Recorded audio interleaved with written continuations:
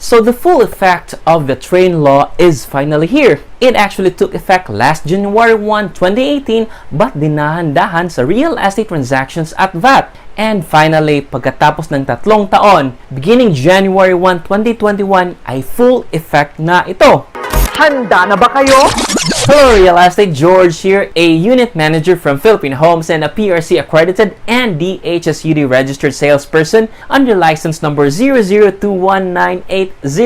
At ngayon, pag-usapan natin ang epekto ng train law sa real estate at more importantly, paano mo ito malalampasan with 9 Diskarte tips. But before we proceed, if you are new to this channel at hindi ka pa nakapag-subscribe, subscribe now na! At idamay mo na rin yung notification bell so you will be notified for any future videos coming up from this channel. So, the Tax Reform for Acceleration and Inclusion or TRAIN Act is the initial package of the Comprehensive Tax Reform Program aimed to generate revenue to achieve the 2020 and 2014 vision of the Duterte administration, namely to eradicate extreme poverty, to create inclusive institutions that will offer equal opportunities to all, and to achieve higher income country status. So, ano ang ibig sabihin nito sa real estate industry this year? Well, simula January 1, 2021, residential lots will no longer be qualified for VAT exemption. Before TRAIN, the VAT exemption was set at 1,919,500. Lahat ng nagbebenta ng lupa ngayon ay may buwis na. That means for all lots for sale, no matter the price, will have an additional 12% VAT. Yung lupa kaya na binibili ng ating mga plantita, may VAT na ba kaya? At ito pa, if may pinapaupahan ka na condo or bahay na may monthly rental lampas 15,000, ay kasali na rin. Example, yung residential unit that was leased last year for 20,000 will now have an additional 12% tax or 2,400, making it 22,400. Meron pa, huwag kang magalit. Residential dwellings like house and lot and condominiums, the VAT exemption for properties less than 3,199,200 is now lowered to 2 million pesos. Ibig sabihin, if may nagustuhan ka na condo last year with a price of 2.5 million, but pinili mong maghintay dahil naubos yung pera mo kaka-add to cart sa 11/11 at 12/12 sale sa Lazada at Shopee beginning January 1, ang new price nito ay maging 2.8 million or an increase of 300,000 dahil sa 12% VAT sa train law. So dahil dito, gusto mong manisi, pwede mong sisihin yung agent mo dahil hindi ka sinabihan sa impact ng train law. Pwede mo ring sisihin ang gobyerno dahil pinapasa nila ang batas na ito. Pwede mo ring sisihin ang pandemic dahil naudlot yung plano mo. At pwede mo ring sisihin yung girlfriend mo dahil nagpabili ng iPhone 12. Or yung boyfriend mo dahil nagpabili ng mountain bike. Or yung nanay mo na gusto ka pang tumira sa kanila.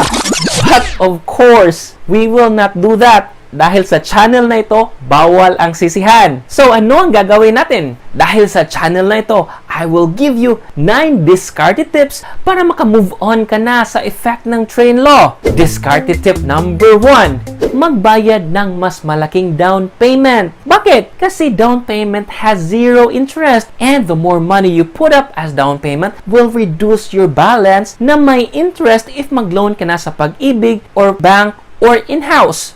Diskarte tip number 2, maghanap ng accredited banks na nag-o-offer ng pinakamababang interest rate, especially if you are looking for longer term period. Check mo lang yung websites ng mga banks para hindi ka na lumabas. I-check mo na rin yung mga repricing terms as well kasi baka first year lang yung mababa ang interest. At kung gusto mong malaman kung ano ang best housing loan option mo, click mo lang yung link sa taas. Diskarte tip number 3, huwag mahiya at always magtanong if there are discounts and promos from developers. They usually give out promos on special occasions. May mga agents din na nagbibigay ng kanilang promo, but careful ka lang kasi baka pagkatapos mong bumayad ay hindi mo na sila makikita. Diskarte tip number 4, check the layout of the house at pag may hindi ka nagustuhan, you ask the developer if they are open for modification at no extra cost.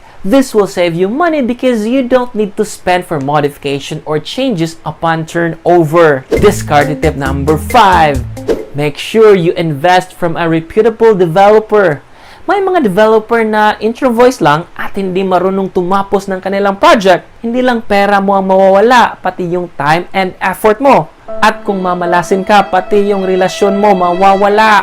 Discard tip number 6. Buy newly launched pre-selling projects. Yung kalahating gabi pa lang ng first day of reservation ay nakapila na yung agent mo para mag-reserve ng unit mo. While the general term for projects that are not yet delivered are pre-selling, you can save more money if you buy them at its introductory price. Ito, take note. Developers usually make price increases of up to 5% every couple of months once construction develops or limited na lang yung inventory. Discard tip number 7.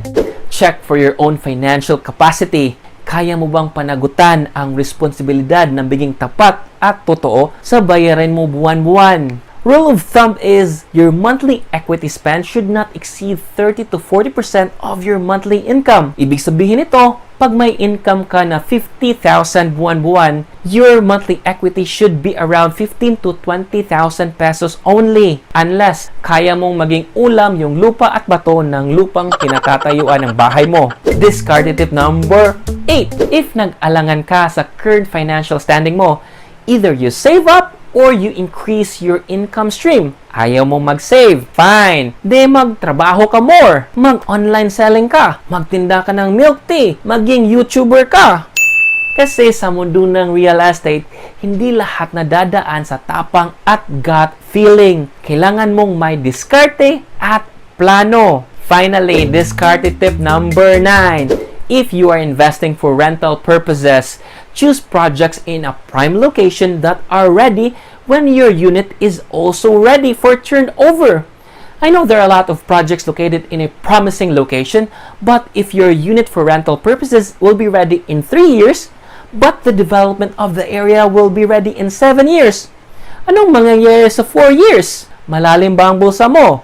In the end, ang batas ay batas. And unless the lawmakers suspend the implementation of the train law in lieu of the pandemic, developers have no choice but to comply and update their price list. Kaya nga lang, yung price increase, pinapasa sa mga buyers. So that leaves us with 2 options, bumili or hindi bumili. Okay lang matakot at kabahan, but it should not stop you from investing. Isipin mo na lang yung bata ka pa at naniligaw ka sa girlfriend mo na alam mong may mga mas gwapo pa sa'yo na naniligaw din. Dinaan mo sa diskarte at joke-joke mo para mapasagot mo siya. Ganyan din dapat sa real estate. Dapat may diskarte. So, follow mo lang ang ating 9 discarte tips and you can offset the impact of the train law by saving elsewhere. So, there you have it. And I hope you learned something new. Once again, this is George Ryan, Sarmago Unit Manager from Filipino Homes and a PRC accredited and DHSUD registered salesperson. Thank you for watching. Stay safe, stay at home, and peace.